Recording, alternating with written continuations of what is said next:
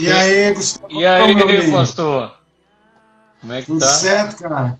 Rapaz, eu tô achando que eu voltei pro Rio Grande do Sul, porque, cara, eu nunca vi tanta chuva, cara.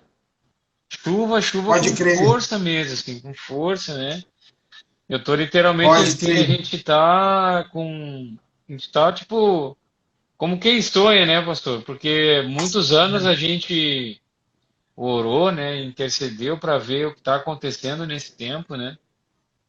E a chuva Verdade, cara. realmente assim tá. O riacho que abastece Arco Verde aqui, que é o Riacho do Pau, né? Tá transbordando, cara. A Uau, gente não vê outra coisa assim se não vê a mão do Senhor, né? Cuidado de Deus em verdade, todas as coisas, né? verdade, cara. Aqui também em Recife tem chovido bastante, viu, esses últimos dias, cara. É. Será que é um prenúncio da chuva serôdia que vai cair, preparando o solo para uma grande colheita nessa nação? Cara, rapaz. A gente tá, porque tem muita coisa que está sendo refletida, né, no físico que a gente tem que literalmente estar atento a que Deus está anunciando, Verdade, cara. né, pastor? Verdade. Então a gente está, na verdade, com uma expectativa de uma grande colheita, né, na verdade. E, Sim. e esse é um sinal também, tipo, eu até falo assim, para nós nordestinos, porque eu sou nordestino de coração, tu me conhece, né, cara? E eu digo assim, esse é um sinal porque literalmente, tipo, eu vejo o senhor falar Nordeste, pode plantar que tu vai colher. Pode plantar, que vai ter Yes. colheita, né? E a alegria dentro do nosso coração, Exatamente. né? A gente ali na missão, a gente plantou coentro, batata doce, rabanete. Uau. É, cara, e a gente tá vendo literalmente assim, Uau. tipo, já estamos vendo assim a sair broto, é alface também, né? Então, literalmente, o Sim, Senhor sim. mudando a sorte assim do Nordeste, mudando assim a sorte de lugares aonde há anos atrás a gente via, né, pastor? Eu já cheguei a ter reunião lá na Pintadinha, lá dos irmãos chorando porque plantaram e não colheram nada, cara. Perderam Meu toda a Deus. plantação, assim, perderam tudo que tinham plantado, né? Todo o seu investimento, o seu recurso, né? E hoje a gente vê assim chuva em abundância, assim, eu olho assim e digo, cara, como Deus é bom, cara. Como É Deus é verdade. bom, como o Senhor ele Verdade. literalmente está estendendo as suas mãos sobre o Nordeste, sobre o sertão nordestino, né? Sim, E é, pode falar, é pastor. Isaías 35, né, cara? Aham. É Isaías 35. Já ouviu falar nesse texto? Mas É pastor, Isaías 35. eu tava hoje assim, a gente tem colocado diante do Senhor assim algumas coisas para poder estar compartilhando com a igreja nesse tempo, a gente poder estar literalmente algo que possa ser relevante assim ao corpo de Cristo, né? E eu Uhum. sempre e eu fiz um videozinho de manhã para literalmente dizer que eu honro muito a sua vida, sabe, pastor? Porque é uma das pessoas que não fala sobre oração, mas ensina demais com a vida, com o exemplo, né? E, gente, dá para ver, dá para travou aqui. Tá dando para ver legal aí, gente? Dá para ver aí? Tá ok aí? Eu acho que só o pastor Rodrigo travou, não foi? Ah, agora sim. Agora sim. Tá joia. É, tinha dado uma cortada. Ah, ok. Então, eu queria, pastor, que a gente estivesse literalmente dentro de uma pauta nesses dias a falando sobre oração, né? E eu Uhum. queria que tu comece compartilhando com a gente aí uma palavra, aquilo que o Senhor tem falado nesse tempo aí. Amém? Gustavão, em primeiro lugar, a oração no que diz respeito às coisas espirituais, às coisas do Senhor, sempre vai ser algo atual e extremamente necessário, né? Então, todo e qualquer tipo de movimentação, de entendimento em todas as épocas, sempre que o caminho do Senhor precisou ser preparado, sempre que havia uma palavra, ou pelo menos um desejo por avivamento, a oração foi uma peça extremamente chave, essencial, para desencadear os processos de Deus, né? Homens como John Wesley, por exemplo, eles acreditavam que tudo que acontece na terra, da parte dos céus, ou nada do que Deus faz, ele faz se não for por meio da oração. Então, se esses homens como Wesley estavam certos, de fato, para que a gente veja uma intervenção do Senhor nessa terra, já vista que ele fez a terra, ele fez os céus, mas a terra ele deu aos filhos dos homens. Então, para que Deus intervenha na terra, assim a gente acredita, a oração, entre aspas, é a permissão que o homem dá para que Deus venha e cumpra seus propósitos, e cumpra aquilo que ele falou. Volto a dizer, haja vista que ele deu a terra aos filhos dos homens, e ele mesmo respeita as suas leis e aquilo que ele fez, obviamente. Então, a gente acredita que a oração não é um artigo, eu brinco dizendo que a oração não é um artigo de luxo, não é algo que a gente faz como igreja ou como cristão individualmente falando, quando pode, quando está afim, quando quer, quando o diabo libera, mas é algo extremamente necessário, urgente, para que a gente possa ver o cumprimento daquilo que Deus manifestou e falou que quer fazer, não é? Então, ele chama o homem para ser parceiro dele na sua missão. E a intercessão e a oração em si é uma peça-chave, no meu entendimento, na minha opinião, para que haja essa convergência, para que haja essa ação em conjunto, em harmonia entre o céu e a terra, entre Deus e o homem, né? Então, a oração em todo tempo é fundamental. Jesus ensinou sobre a oração, ele praticou a oração em todo tempo. Ele começou seu ministério orando, ele terminou seu ministério orando. Mas, sobretudo, em tempos de crise, como, por exemplo, a gente está vivendo nesses dias no Brasil, a oração é indispensável, tanto para que a gente possa entender o tempo em que estamos, como para entender o que o Senhor está exigindo de nós individualmente, como igreja, como corpo nessa nação, e como a gente precisa se preparar para o pós-pandemia, para os dias que virão. Então, entre outras armas, entre outras chaves, a oração, sem dúvida alguma, é fundamental. Fundamental. No sábado, pastor, a gente teve ali eu fui com... A gente está nesse período bem difícil, né? Bem complicado, assim, né? E sábado eu fui para a minha esposa e as meninas, sabe quando já dá aquele que não aguenta mais ficar dentro de casa, né? Sim. E aí eu fui lá para a comunidade, lá agora a gente botou uns porquinhos no sítio, lá na missão, e plantamos também, né? E eu disse, cara, eu vou lá para as crianças correr, deixa correr lá no terreno da missão, dá uma olhadinha nos porquinhos e tal. E eu comecei a ver, pastor, a realidade que estava a comunidade, e eu vi jovens assim, sabe, tipo, totalmente longe do Senhor, fazendo coisas assim, obscuras, assim, coisas. Cara, meu coração hoje eu acordei rebentado. Eu fiquei com aquilo o domingo inteiro. E eu lembro da palavra de Jeremias que ele fala: ó, se os meus olhos se enchessem de lágrimas, para com que eu possa chorar pela filha do meu povo. E aí de manhã eu Sim. estava aqui no escritório, eu disse: Senhor, não aceito, Senhor. A comunidade está ali, um lugar onde a gente já levantou um altar de adoração, um lugar onde nós já proclamamos o evangelho do nosso Senhor Jesus Cristo. Nós vemos literalmente, assim, tipo, como que se tivesse, tipo, vamos dizer assim, não sei se pode me entender, abandonado espiritualmente. Eu disse: Deus, em nome de Jesus. A igreja, ela avança contra as portas do inferno e não ao contrário. E não ao Yes. contrário. E eu peguei e disse assim: em nome de Jesus, Em nome de Jesus, eu me coloco na brecha agora pela comunidade Posto Boi. Eu me coloco na brecha agora pelas comunidades, Senhor. E eu te peço, vem com uma intervenção divina.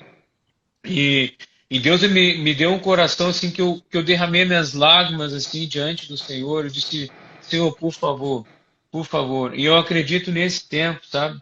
Nesse tempo, literalmente, da gente chegar e derramar tudo que nós temos diante do Senhor, derramar o nosso coração diante dele. E a verdade é o quanto de lágrimas nós estamos derramando por aqueles que estão se perdendo. Yes. O quanto de lágrimas nós estamos orando pelas comunidades, o quanto de lágrimas. O Júnior, ele teve aqui há 2 semanas atrás e eu tô com a palavra dele até agora, cara. Ele falou muito forte assim, disse, Zanota, cadê as lágrimas, Zanota? Cadê as lágrimas? Cadê as lágrimas do nosso secreto? Cadê as lágrimas do nosso ambiente da oração? Cadê as lágrimas do altar? Porque antes a gente enchia de lágrimas o altar. Antes nós enchíamos de lágrimas as nossas orações. Antes nós enchíamos de lágrimas. Antes, quando a gente saía pelas ruas, a gente olhava por aquele que está perdido, nosso coração ficava despedaçado. Eu estava andando pela comunidade assim, eu fiquei destruído por dentro. Eu disse, Senhor, não. Não, não mais, Deus, não mais, Senhor, não mais. A filha do nosso povo está se perdendo, as pessoas estão aí com medo, Senhor. As pessoas estão aí se rebentando com tanta coisa. Por favor, desperta a tua igreja em oração, desperta-nos a estar no lugar secreto, desperta-nos com compaixão, com amor, sabe? E o meu coração nesses dias começou literalmente a ficar totalmente despedaçado, assim, sabe? Sim. E eu acredito de verdade que o ambiente que a gente precisa viver, o Senhor está falando com a gente, tipo assim, ó, vigia e ore. Yes. Vigia e ore. Tenha uma vida de vigilância e de oração. Não é um período de estar brincando, não é um período de estar se não tenho nada, muito pelo contrário. Ontem eu tirei um tempo com as minhas meninas, com a minha casa, assim. Mas o quanto eu tenho gastado meu tempo no secreto, assim, anotando algumas coisas que eu estou ouvindo no Senhor, algumas coisas eu entendo que a gente não pode estar comunicando nesse tempo, a gente sabe que é algo para que, enfim, que tem o seu tempo determinado. Mas muitas das coisas, nesse tempo, a gente precisa estar despertando irmãos, estar sendo suporte na vida de outros, né? E essa é a proposta, literalmente, da gente poder liberar uma palavra a irmãos, aqui dizer, irmãos, ó, se posicione no lugar correto, se posicione no lugar certo, não sai desse lugar, não sai do lugar de vigilância, não sai do lugar, literalmente, onde o Senhor nos posicionou como igreja para estar, porque eu não sei se tem percebido isso, não é tempo de andar brincando, não é tempo de andar perdido, como se não soubesse o que fazer, muito pelo contrário. Porque quando ouvi aquela voz, eis aí o noivo, a noiva está pronta. A noiva está preparada. E Deus tem falado isso muito forte, sabe, pastor, dentro do meu coração. Sobre essa questão da vigilância. Sim. Eu creio nisso porque, bem, o nosso assunto maior aqui é a oração, mas ligado a isso diretamente, não tem como, está o coração de Jesus, né? Yes. Você falou de lágrimas, e eu lembro que Isaías chama Jesus de homem de dores, né? E no Salmo 51, 17, 34, 18 também, fala que o Senhor não resiste a um coração quebrantado, a um espírito quebrantado, contrito, ele não vai desprezar, ele vai estar, na verdade, Salmo 34, 17 fala que, 18, que ele vai estar perto desse que tem esse tipo de coração. E eu acredito que esse tempo de crise é um tempo para a gente buscar, de fato, esse coração e aprender como igreja ou reencontrar esse caminho das lágrimas, né? Das lágrimas pela ausência do noivo, as lágrimas pela falta da presença dele, pela falta de poder na igreja, pela falta de misericórdia, de compaixão, né? Paulo fala aos romanos sobre a necessidade da gente a sorrir, se alegrar com os que estão se alegrando, mas também chorar com os que choram. E esse é um momento de pranto, assim. Ontem eu estava ministrando sobre a intercessão de Ezequias, quando ele recebe uma sentença de morte, um decreto de morte, e a primeira coisa que ele faz depois de se voltar para a parede, ou seja, de se reconhecer sem esperança alguma e sem nenhuma possibilidade de mudança, humanamente falando, é que ele ora e ele chora diante do Senhor, né? Ele lembra ao Senhor, ele tinha obras, ele fala para Deus que o Senhor se lembrasse de como ele tinha servido, estava servindo a Deus com inteireza de coração, com sinceridade, com fidelidade e com uma devoção sincera também. E aí a Bíblia fala que a sua oração terminou em lágrimas, a única coisa que ele conseguiu fazer depois disso foi chorar. E a Bíblia fala que Deus enviou Isaías de volta, dizendo: Isaías, eu ouvi a oração dele, mas eu vi suas lágrimas. Eu ouvi sua oração, mas eu vi suas lágrimas. E eu estou anulando o decreto de morte, em outras palavras, eu estou mudando a sentença de morte sobre ele. E fala para ele também que eu vou defender a cidade, a nação, sobre o ataque dos assírios. Então você vê a intercessão de um homem que, segundo o registro de Isaías, ou de 2 Reis, foi poucas palavras, mas que houveram muitas lágrimas ali, fez com que Deus mandasse o profeta retornar e anular aquela sentença de morte, acrescentar mais 15 anos de vida, e ainda por causa disso Deus intervir e defender a cidade. Então eu acredito que a gente precisa, entre outras coisas, e esse tempo de pandemia é muito propício, reavaliar e buscar novamente esse lugar de lágrimas pelas feridas do povo de Deus, lágrimas por uma presença que perdemos, por uma intimidade que ansiamos ter, enfim, lágrimas pelo coração de Deus e pelo sofrimento do povo. Aí eu lembro da intercessão de Daniel, né? A intercessão de Daniel, capítulo 9, eu tenho meditado muito nela como um modelo de intercessão para esses dias, um modelo não para a gente seguir, obviamente, como uma reza, mas com ingredientes que tem ali que são fundamentais, porque Daniel, ele estudando as Escrituras, a gente sabe que ele chega a uma conclusão acerca de um tempo, de um tempo que exigiria da nação, que exigiria do povo em cativeiro uma reação, uma atitude. Olha como é que está o meu Daniel 9. Eu estou marcado também. Estou marcado também aqui. Então, Daniel entende pelas Escrituras, estudando, devorando, comendo as Escrituras, ele entende acerca de um tempo, e aí ele entendeu que agora era o segundo passo. O entendimento é algo fundamental. A nossa geração tem procurado entender os tempos e as épocas, a nossa geração está se inclinando para as Escrituras, e isso é excelente, glória a Deus por isso, mas, no meu entendimento, exige um próximo passo, existe a necessidade de um próximo passo. Entendeu algo? Entendi. Agora, cara, vai para Deus, se coloca lá como Ezequiel fala, Ezequiel 22:30, entre o céu e a terra, se coloca na brecha, como você mencionou aí, e, cara, é chorar, é prantear e é clamar. Então, Daniel, em resumo, a gente vê Daniel ali em humilhação diante de Deus, com pano de saco, em jejum, né, que é uma figura também de humilhação física e etc. Mas na oração dele eu percebo 3 elementos fundamentais. Ele começa confessando a grandeza de Deus, ele continua confessando a realidade espiritual do seu povo e confessando os pecados, mas ele termina a partir do versículo 16, do 16 até o 19, clamando por uma misericórdia e por uma intervenção de Deus na terra. E isso foi tão poderoso, Gustavão, que cara, não foi um teólogo visitar ele, não foi um profeta visitar ele, Gabriel, o anjo, né, um dos principais do Senhor, foi enviado para dizer: Daniel, cara, isso que você fez chegou lá em cima. Isso que você fez provocou uma reação nos céus, cara. E a coisa vai pegar lá em cima. A guerra está rolando lá em cima, Daniel, e que bom que você moveu algo aqui na terra. Então, sim, Gu, é um tempo de lágrimas e um tempo de intercessão, porque os céus estão preparados para tocar a terra com glória, cara, sabe?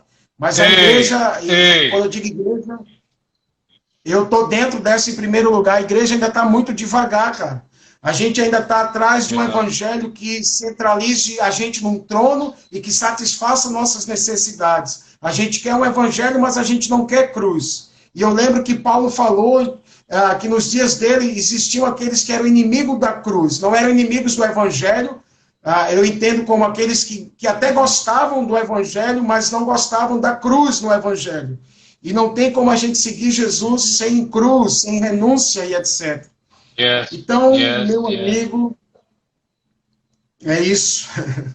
Mas fala aí, senão eu vou me empolgar aqui demais. Quero te ouvir. Não, também. eu tô aqui porque tem feito muito sentido eu tô feliz demais aqui por dentro, né? Porque eu tenho rabiscado muito essa questão aqui de Daniel, né? Essa oração de Daniel. Sim. E literalmente essas coisas assim, né? Eu sou um cara que eu tava fugindo demais. A gente nasceu no outro ambiente, né, pastor? A gente nasceu num ambiente que a gente fugiu completamente, assim, só para eu estar numa rede social hoje, como eu lutei, cara. Eu lutei dentro do meu coração, porque a gente nasceu dentro de outra coisa, né? Mas a gente tem que entender uma coisa, Deus está muito forte comigo. Você precisa entender uma coisa, filho. Que o zelo não vire a omissão. Sim. Porque tem muita gente que está precisando ouvir algumas coisas.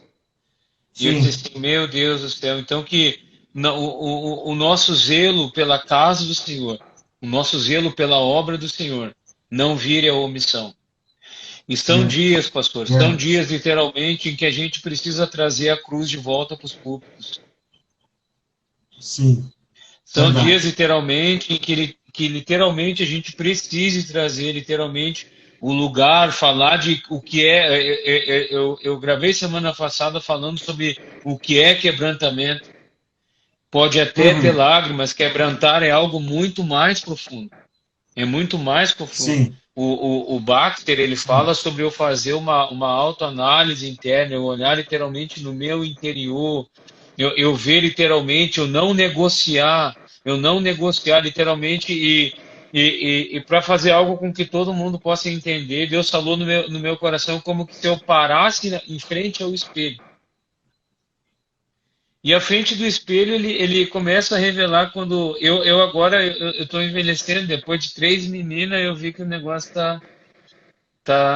tem os fiozinhos brancos até aparecendo já, né, cara? Mas eu comecei a ver que as rugas já estão, né? Estão chegando, alguma coisinha e a frente do espelho ela vai me revelando tudo, né, cara? A frente do espelho ela me revela como é que tá tudo, como é que tá mostrando o meu estado atual verdadeiro. Sim. E sabe o que é a igreja? E eu tô falando de mim como igreja. A gente tem que parar na frente do espelho e dizer, Pai, como é que tá o meu estado atual de verdade? Longe de filtro, longe do que eu posso esconder, longe de algo que eu aparento aos outros. Como é que está o cenário da igreja hoje? Eu estou falando de mim. Como nós estamos? Nós não temos unção. Nós não temos unção. Não temos unção. Porque irmãos que pregavam uma mensagem, o glorioso evangelho, quando chegavam em cidades, quando nós lemos em histórias, comércio fechavam as portas.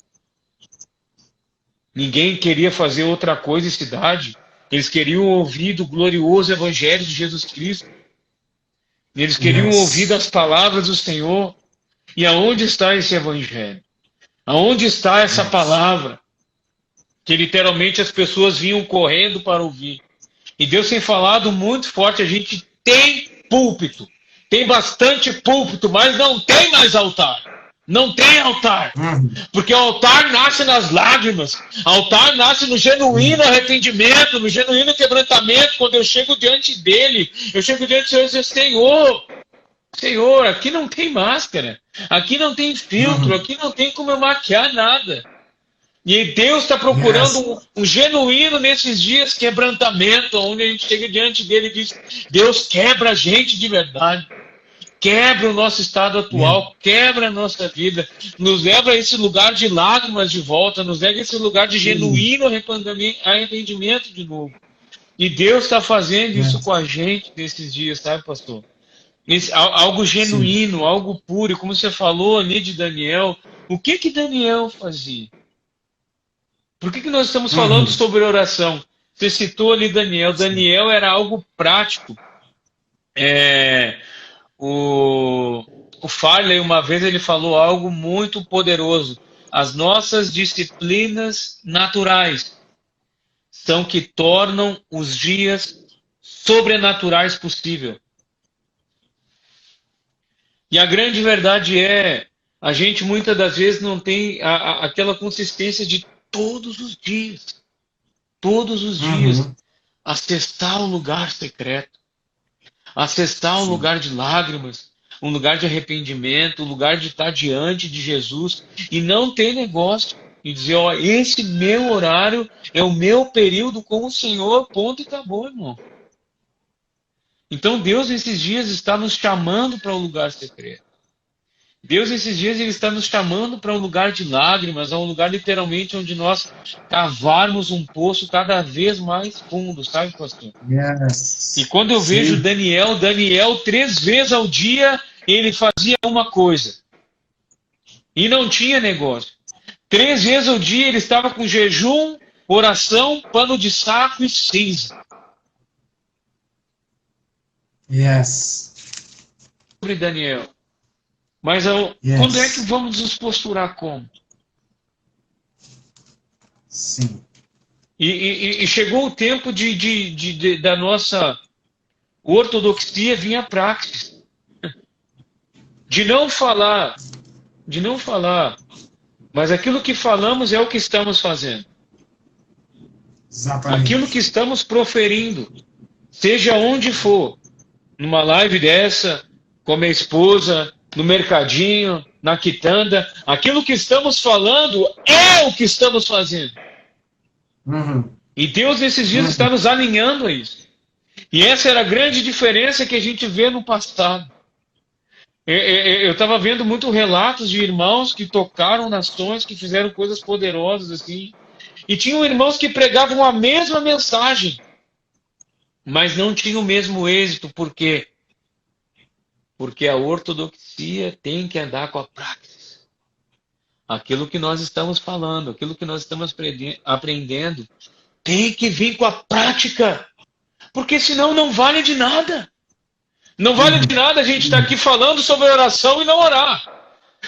Não vale de nada a gente estar falando sobre lágrimas e não derramar lágrimas. Não vale de nada a gente estar falando sobre quebrantamento e não quebrar por dentro. Não vale de nada. Não vale de nada. E outrora alguém saia desse ambiente aqui e saia aquecido. E saia despertado. E volte a passar a noite de novo orando diante do Senhor. E volte a passar a noite se quebrando de fato diante dele. Eu quero fazer uma pergunta para alguns irmãos aqui. Não precisa responder, mas fica aí. Quantos choraram por agora famílias que estão perdendo entes queridos? Quantos choraram? Quantos derramaram lágrimas? Ou será que a gente só está preocupado em essa crise acabar logo? O que está nos roubando a compaixão?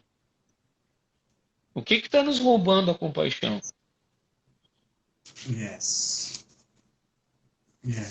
Pai, a minha oração é que o Senhor nos alinhe de volta.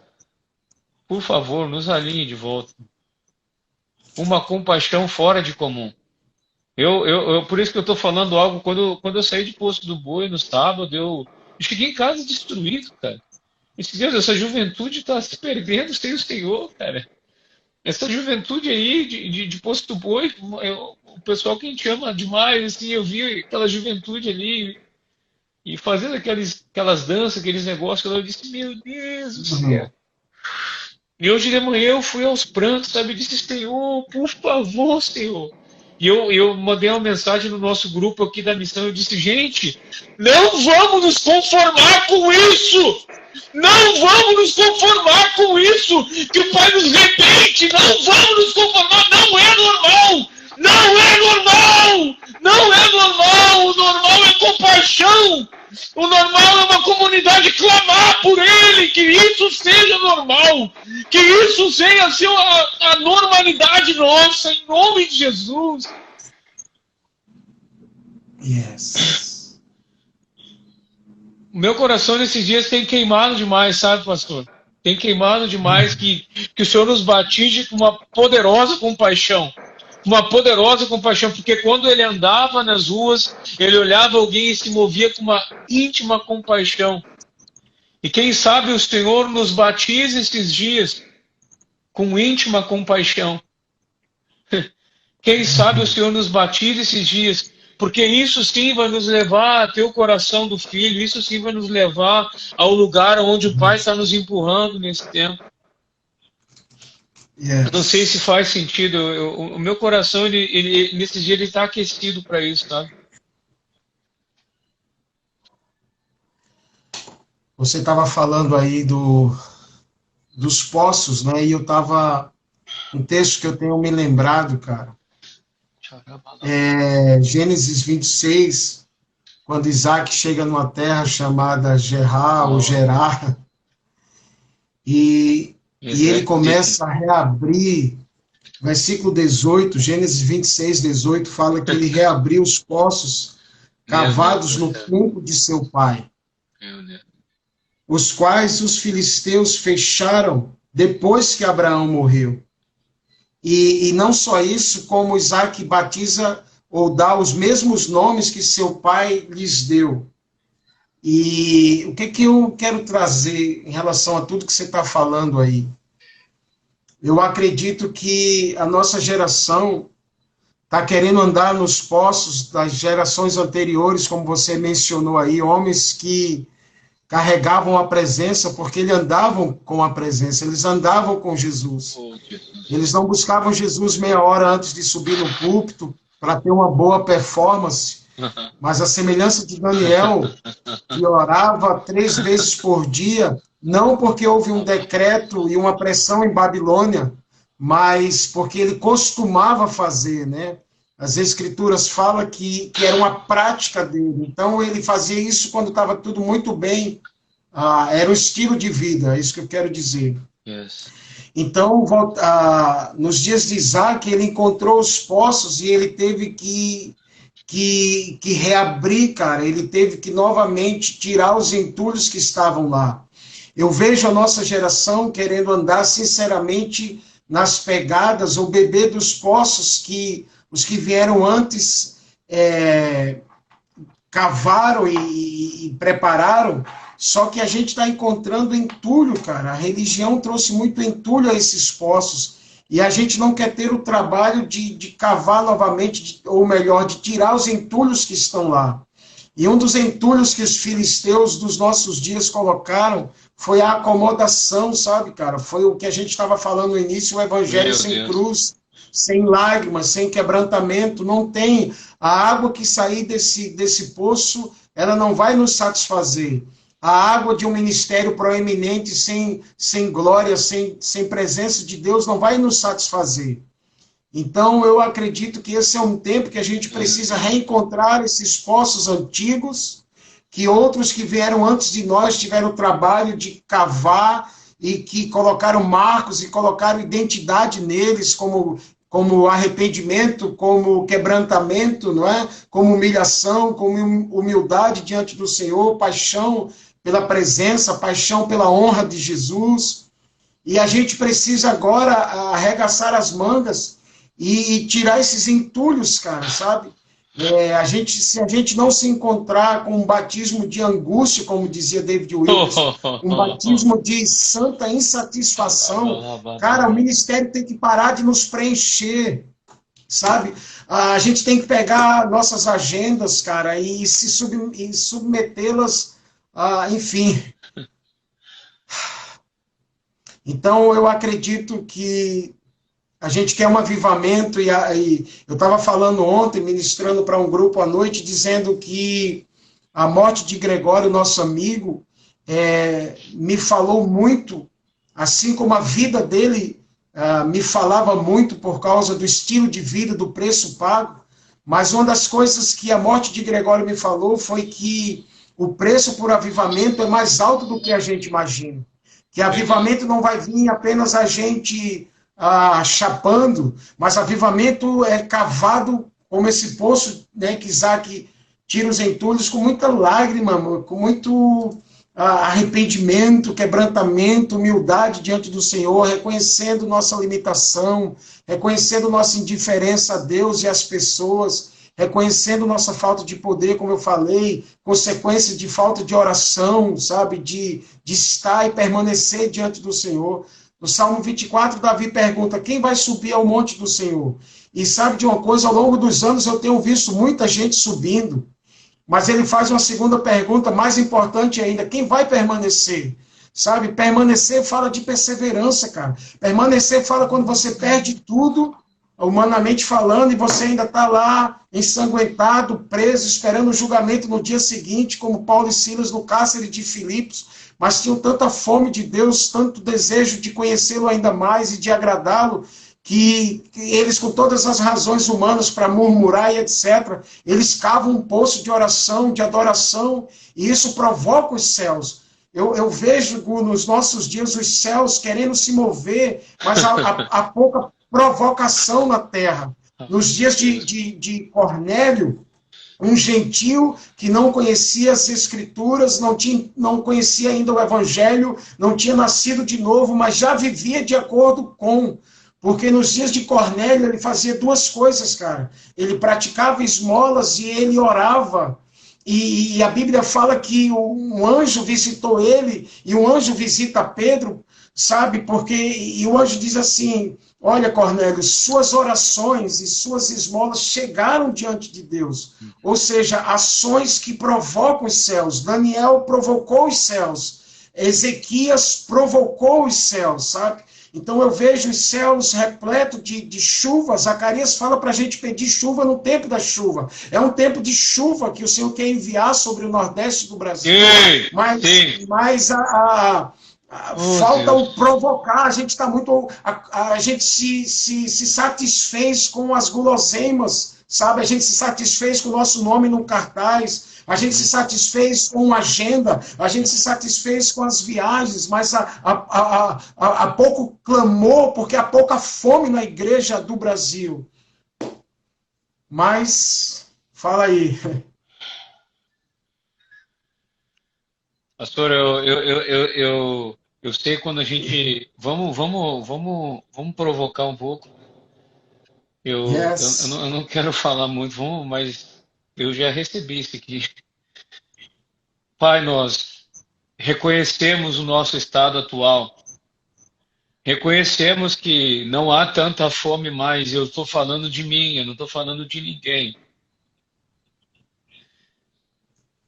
O Senhor já nos batizou com mais fome. O Senhor já batizou a nossa nação com mais fome. Eu me lembro de poderosos encontros que nós não nos ligávamos tanto de quem ia cantar ou quem ia pregar. Nós íamos para reuniões literalmente para fazer uma coisa, e uma coisa só nos levava para esses ambientes. De poder estar contigo, de poder sentir o seu toque, de poder sentir o teu amor, de poder sentir, Pai, o seu cheiro.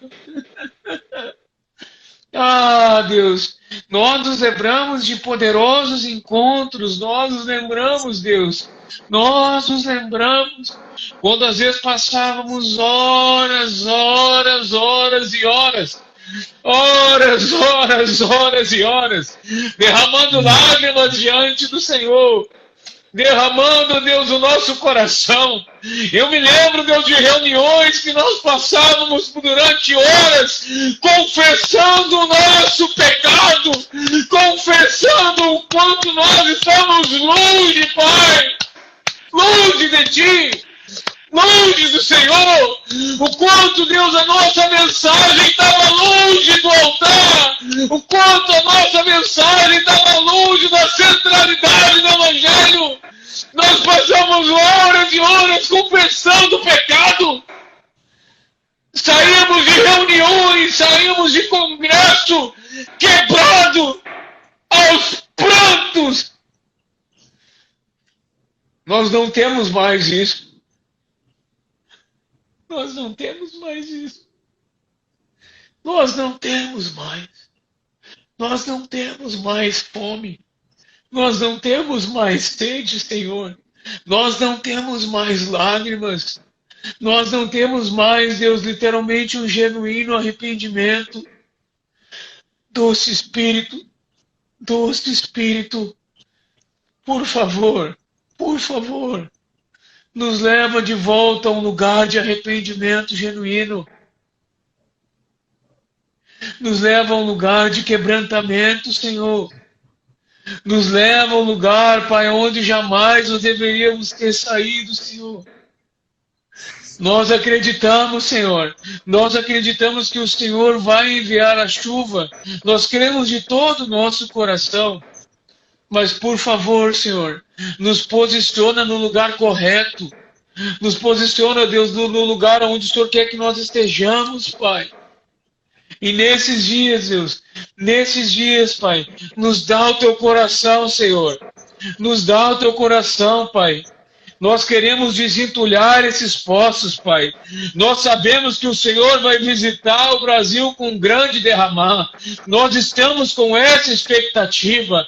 Nós estamos, Deus, clamando por isso, Pai. Nós sabemos disso, Pai. Nós sabemos disso, que o Senhor vai fazer algo poderoso nesse tempo, Pai. Nós sabemos disso. Nós sabemos disso, Pai. Mas nesse tempo, Pai, o Senhor está nos colocando no lugar de lágrimas, Pai. O Senhor está nos colocando no lugar de um genuíno arrependimento, Pai. Nós queremos provocar os céus esses dias, Jesus.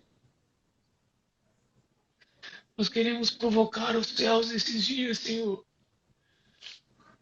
E assim, Deus, como uma irmã, uma oração muito simples, que ano passado a gente estava estudando, Deus, sobre histórias de avivamento.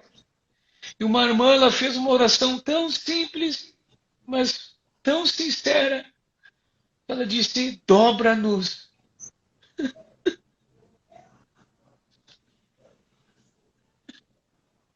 Dobra-nos. Dobra-nos. Dobra-nos. Dobra-nos. Dobra-nos. Dobra-nos, dobra-nos, dobra-nos, dobra-nos, até com que o homem suma, até com que o homem suma. O homem precisa subir esses dias. Nos dá o coração de João Batista, quem entenda quando tem que sair fora.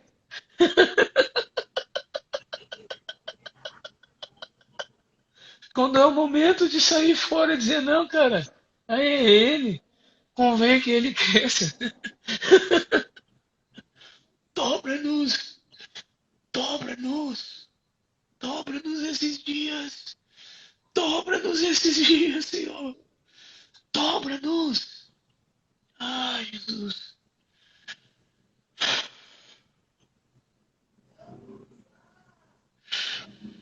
Eu sei que o Senhor está falando algo aqui sobre o Nordeste. Nós estamos inseridos aqui no Nordeste, Pai. Ah, Jesus, nos conduz em oração, hein, pastor?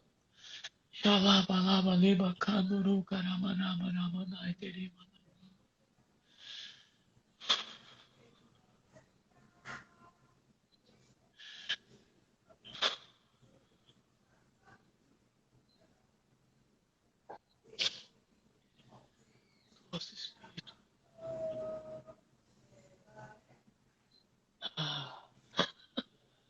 Senhor, eu te peço que o Senhor nos ajude a achar o caminho de volta, Senhor.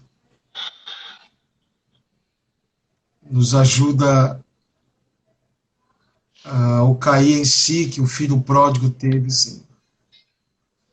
Na verdade, o caminho a gente sabe, mas talvez a gente ainda tenha se recusado a trilhá-lo, Senhor. Ajuda-nos, Espírito, a ter o que aquele menino da história da parábola teve, o cair em si, avaliando o que ele tinha perdido, o decidir voltar e o voltar em humildade, em quebrantamento, em arrependimento, em humilhação.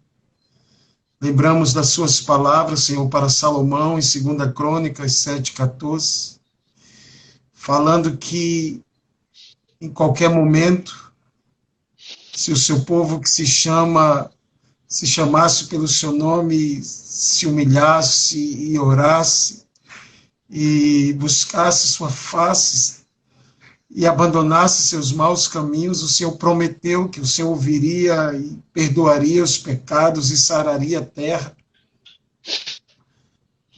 Deus, eu acredito que isso é possível nos nossos dias, Senhor. Eu acredito que o Senhor quer fazer isso nos nossos dias. Mas como Daniel, nós confessamos, Senhor, nossos pecados, o pecado de nos acostumarmos a viver, Senhor, em uma realidade distante do que o Senhor de fato tem para nós. Eu lembro das palavras, Senhor, do profeta Ravenhill, que diz que uma das razões por não termos avivamento é que a gente já se acostumou a viver sem ele. Verdade. Eu oro, Pai, para que o Senhor tire de nós essa acomodação, Senhor. E que nada mais nos satisfaça em primeiro lugar a não ser o Senhor. Eu lembro dos discípulos no caminho de Emaús que te constrangeram a entrar na casa. Nos dá, Senhor, esse constranger que aqueles homens tiveram, e por causa disso, o Senhor, que tinha feito menção de passar adiante, mudou os planos e entrou naquela casa, e lá eles te reconheceram no sentar da mesa, no partir do pão. Yeshua, Senhor, eu te peço, gera em nós, na minha geração, essa atitude do constranger o Senhor, para que o Senhor não passe de nós. Constranger o Senhor a ficar conosco, a entrar de novo em nossas casas e sentar conosco à mesa e partir o pão, Senhor. A gente não quer partir, a gente quer deixar que o Senhor parta. A gente não quer ditar onde o Senhor tem que sentar, o Senhor escolhe onde sentar. Senhor, a gente não quer ditar o que o Senhor tem que fazer, a gente só quer sentar calado e ouvir-te e aprender de ti, que és manso e humilde de coração. Leva-nos de volta, Senhor, a esse lugar de origem, a casa, a presença do Senhor, Pai.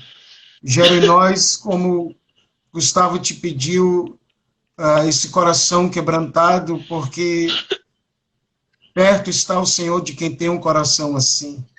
Porque quem tem um coração assim, o Senhor não vai desprezar. Ajuda-nos, Senhor, como homem de dores que o Senhor foi, como homem e que vive continuamente a interceder por nós. Ajuda-nos a encontrar, Senhor, o seu coração e termos isso em nossas vidas, Senhor. Como Paulo falou aos Filipenses, queremos ter o mesmo sentimento que havia em Cristo Jesus. Leva-nos de volta, nos perdoa, Senhor. Perdoa-nos pelo pecado da independência, de acharmos que podemos sentir. Eu lembro as palavras de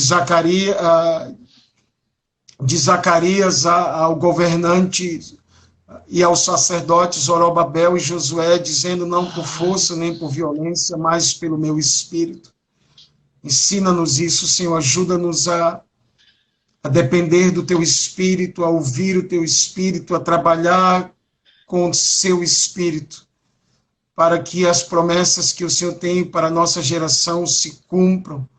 Obrigado, Senhor, pela vida de Gustavo, abençoa o trabalho de suas mãos, abençoa suas filhas, abençoa Carla, sua casa, a obra missionária que o Senhor lhes confiou. Obrigado pelo amor ao sertão, ao Nordeste, obrigado por esse homem valente, obrigado pelo seu coração aquecido, obrigado, Senhor, conheço ele já há 10 anos ou mais e sempre manifestou um coração aquecido, apaixonado, desejoso de ver os céus tocando a terra. Eu oro para que o Senhor nos ajude a desentulhar os poços que os filisteus entulharam, a batizá-los com o mesmo nome e a termos um Rehobote, um alargamento no Nordeste, onde possa fluir águas limpas, em cumprimento às tuas profecias do passado, Senhor. Isaías fala de água para os sedentos e chuva, Senhor. As chuvas do Senhor, água para os sedentos, e que o Senhor derramará também do seu Espírito. Senhor, lembramos da profecia de Joel, em que ele fala que antes do grande e terrível dia do Senhor, o Senhor derramará do seu Espírito sobre toda a carne. Que a gente possa ver o cumprimento nesses dias, Pai, daquilo que está profetizado. Obrigado pela tua palavra, obrigado, Senhor, em nome de Jesus. Amém, amém, amém, amém. Amém, Gustavão. Deus te abençoe, amigo. Pai, a gente só quer o Senhor em casa novamente, Pai. A gente só quer o Senhor em casa, Pai. A gente só quer o Senhor em casa, Pai. O Senhor sentar e partir o pão na mesa com a gente. A gente só quer o Senhor em casa de novo, Pai. A gente só quer o Senhor em casa de novo, Pai. Senta na mesa com a gente, parte um pão.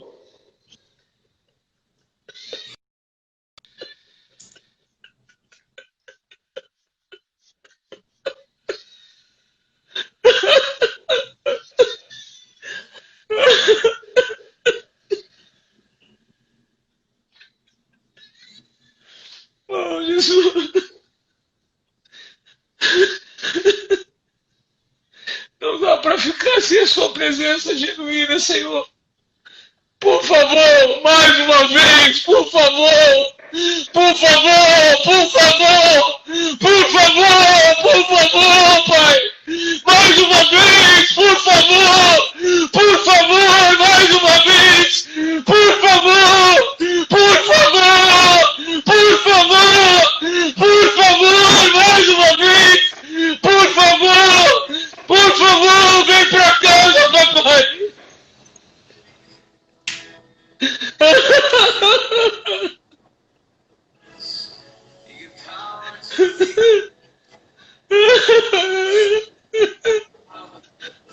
Papai. Papai. Mais uma vez, papai. Mais uma vez, papai. Mais uma vez, papai. Mais uma vez, papai. Mais uma vez, papai. Mais uma vez, papai. Mais uma vez, papai. Mais uma vez, papai. Mais uma vez, papai. Oh, papai.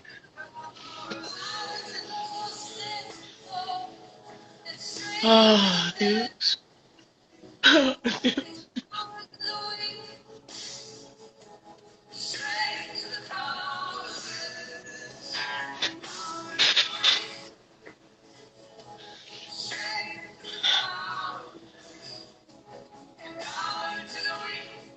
Cara, eu não... Me desculpa, mas eu vou dar uma saída aqui. Eu te amo, depois a gente conversa aí.